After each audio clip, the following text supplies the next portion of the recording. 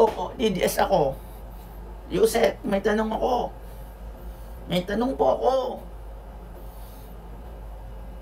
Hanggang 25 ako. Eh wala na po akong tanong pala. Mapapaya na naman ako. Ganon naman ang actingan natin. Kaya yung Eden Santos na intrigera ka eh. Pinag-aaway. Oh, di ba? Yung mga tagan, yung net 25, yung si lola mo, si Bitang. Oh. Perfect. Meron pa siya yung super na supalpal siya dito sa sa conference ni Attorney Claire. May mga natanong kasing, di ba? Mga DDS talaga. Pag mga good news, dead ma, abi.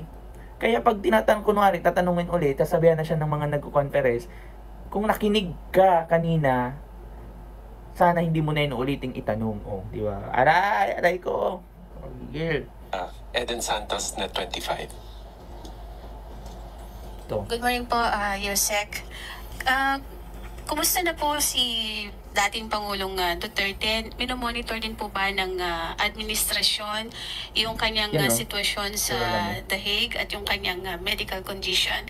Kasi po nung humarap siya sa ICC, parang medyo kakaiba yung boses niya. Ang sabi po ni Senator Bongo ay parang hindi yata binibigay yung kanyang gamot. Yan po ay kanyang opinion lamang ni Senator Bongo. Unang-una wala po siya doon sa lugar. At nadinig po mismo natin sa ICC kay Judge Mutok na ang Pangulo po, ang dating Pangulo po, ayon sa mga doktor na tumingin sa kanya, ay nasa magandang kondisyon po. Mentally aware, mentally fit. At patuloy po rin na chinecheck ang kanyang kondisyon. So, kung meron po mga ganitong klaseng mga haka-haka, muli, katulad ng sinabi ni Senator ni Senator Bongo, dapat siguro ay kanya munang alamin. Alamin ang katotohanan dito bago po magbigay ng baka hindi nabibigay. Tama kasi yun. Kasi hindi kayo magbe-base lang sa physical appearance and reaction gestures ng isang tao. Kasi unang-una hindi naman kayo nag-aral ng, di ba, yung kahit psychology, yung mga behavior. Psychologist ka, girl. Bitang na to, nakakagigil. Kasi kaya naman pikian yan kahit ako. Hindi ko kayang gumawa ng content ngayon, B. May sakit kasi ako. Oh, di ba? Oh, parang gano'n na. Nakagigil kayo eh. Hindi kayo nag-ano. Diba, syempre sa test pa rin nagagawin yan. Nang dapat mga specialist yung tinatanong nyo dyan. Hindi yung si Bongo. Ano ba yan? Expert kayo, girls and boys. Parang hindi naman B. DDS na to. Ang kanya mga gamot. Tandaan po natin, ang ICC po, may mga doktor po sila nakaset. Yes. Ngayon, kung araw-araw po natin i-monitor, uli sasabihin natin, wala po kasing jurisdiction na ang Pilipinas kasi po ang dating Pangulong Duterte ay nasa kustodiya na po ng ICC. So sila na po talaga ang magbibigay ng maagarang pag-check up or mag-undergo po ang Pangulong Duterte sa check up po na ibibigay po ng ICC. Pero kung mayroon pong hihilingin, of course, ang dating Pangulong Duterte, maliban po sa kanya, kahit po yung mga victims ng EJK. Pwede nyo, di ba? Sila rin po ay bibigyan po ng kaukulang tulong kung kakayanin po ito.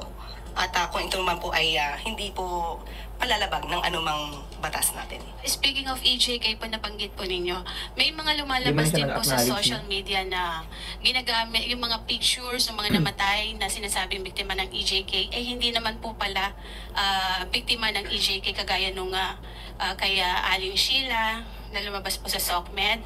Ang anak niya ay namatay under this administration kay Pangulong Marcos. Yun po kay yung sa isang doktor, yung father niya, sabi po EJK, hindi naman po pala EJK. Ano po ng government dito kung inaano din po natin itong mga fake news na ito? Pwede po ba din nating aksyonan yung mga ganong na sinasama po sila dun sa kaso against former President Duterte, pero in fact hindi naman po pala totoo yung mga yon. Siguro sa dami po ng fake news na lumalabas ngayon, makakatulong po ang media. Yes. Lalo na po ang mainstream media. Tayo na pong magsabi kung alam niyo po na peke ito. Kayo na pong mag-fact check. Ratatat. Kayo din po ay pinaniniwalaan dahil may credibility din po kayo. Oo. So kung ano po yung lumalabas na fake news, magtulungan po tayo para sa bayan po ito. Dapat din po Diba? Doon ka nadamay doon ka nadali. Kasi nasa mainstream media ka, bitang.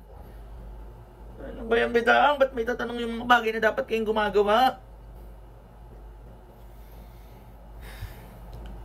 Dapat, may mga nakikita po tayong mga lumalabas po sa mainstream media na isa kang part ng mainstream media na mga hindi naman totoo, mga fake news niya. What fake news nga? Why don't you just do some resolution on, you know, on doing your part?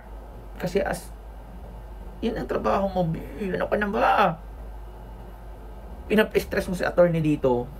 Ating ipaalam sa taong bayan na lahat ng lumalabas ng mga fake news na ganyan ay dapat na maputol. Yes. So, hindi lamang po para sa EJK, pati po yung mga fake news na lumalabas, pabor kay dating Pangulong Duterte, sana po ay bigyan din po ng pansin ng media. Yes. At sana po din po, sa tulong din po ng mainstream media at ng social media, Yes, tulong nyo na yan. maipakita din po natin kung ano po talaga yung kalagayan ng mga biktima, ng pamilya ng mga biktima ng EJK. Yes. Hindi lamang po tayo tutuon kay dating Pangulong Duterte dahil po ang mga biktima po ng EJK ay Filipino rin po.